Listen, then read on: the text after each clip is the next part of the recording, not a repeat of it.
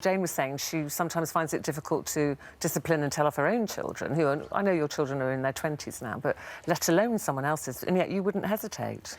I think the trouble is that so many children absolutely run riot because there's a lot more lack of discipline these days, even than when my own kids, who are now in their 20s, Just generally, you think? were little. Yeah. And I think the trouble is, it's not just that they're being noisy or annoying.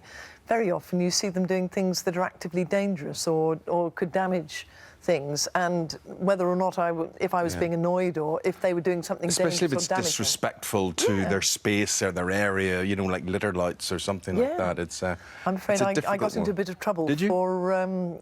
I actually saw the car in front of me, a child throw an entire fast food package with all the trimmings straight out of the car window while we were stopped at a red light, and I leapt out of my car. The red mist came down. I just gathered the whole lot up and posted it straight back through the window. You see, that could get you into a lot of trouble and danger. I thought about it later. People said, oh, they could have shot or stabbed you. And I said, you seem to have dropped something, in a rather sarcastic way.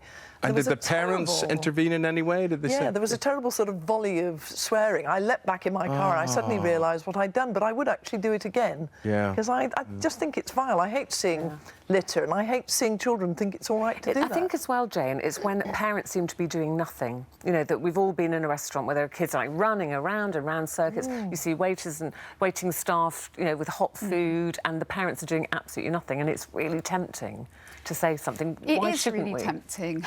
Well, because generally speaking, parents are doing the best that they can, and even more importantly, the children are always doing the best that they can, given the circumstances. But I don't think they are. The parents are doing the best they can, because I wouldn't have let my child run I'm not around saying it's all right, but, you know, different people have different styles of parenting and different capabilities. You know, what we don't know is they might have just had a massive row just before they got to the restaurant, and everybody's in that state of, you know, awkwardness, or it's what happened before. I always stay in that place of curiosity. You know, if a child is struggling with behaviour, what do they need? What help do they need? If a parent is struggling, what help do they need? They don't need our criticism. So what would you do in that instance? Would you go over and say, try and distract the child, or say to the parent, can I do anything to help? They might still tell you to mind your own business. Yeah, no, I mean, what I might do is I always would smile at the children and maybe engage with them first, and you know, start chatting with them. You know, in that moment you will have dispelled the running around, because children are naturally curious and they really like connection with adults and caring adults. So, you know, start with that. Maybe I've always got pen and paper in my bag, so whip some paper out. It's not your job to be entertaining them, is it? Well, I'm not entertaining them, I'm just being human. Who's got time to be human? Short, sharp, shock. Is that not what you need? Now, I'll tell you what the legacy of all of this. We've all got kids in their 20s now, right? My kids were the first generation that I can remember in my family circle not to be disciplined with what you would term now physical violence, slaps, all that sort of thing, right? So they've had it easy. You've had it easy. Very, very easy. But I'll tell you what, now that they're in their 20s and late 20s, any words of disapproval towards them, they huff. They take it quite bad because they're not used to it. Well, interestingly, my son was raised with as soon as I realised, he was raised with complete compassion, connection. I didn't tell him off, I didn't discipline him. But what I did do was I always explored with him, how does that feel for the other person? But in a kind way, not in a how does that feel for the other person?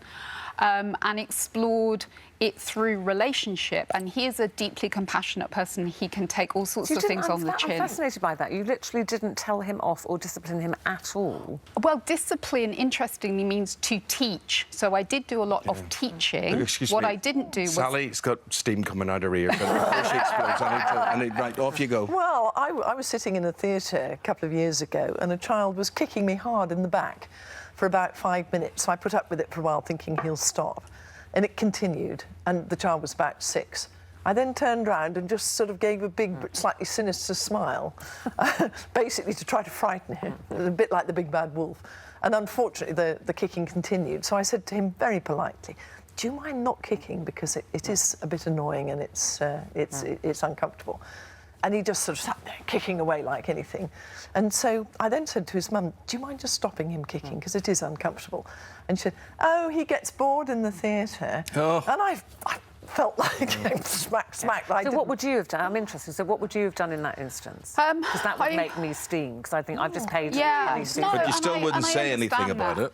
No, I wouldn't, to a parent. I would continue the dialogue with the parent, saying, you know, I would really, really appreciate it. Is there anything I can do to help? Would he like a pen and paper? Would he like something, you know, but you know, my way is always through human connection, compassion, because... You're just very kind, Jane. Well, no, because I know about the brain. I'm a brute. I know about the brain. The thing is, when you know about the brain, the more that you scare somebody, you put them in their survival brain, which is all about panic, fight, flight, and sometimes freeze. So if you carry on with compassion and kindness, you keep them in their thinking brain, and then you can have some dialogue and maybe work something out, which is, you know, far more effective. I was actually halfway there because I eventually managed to persuade the mother to take the child 3 seats down where it could still kick, but nobody was sitting in the seat in front. Brilliant.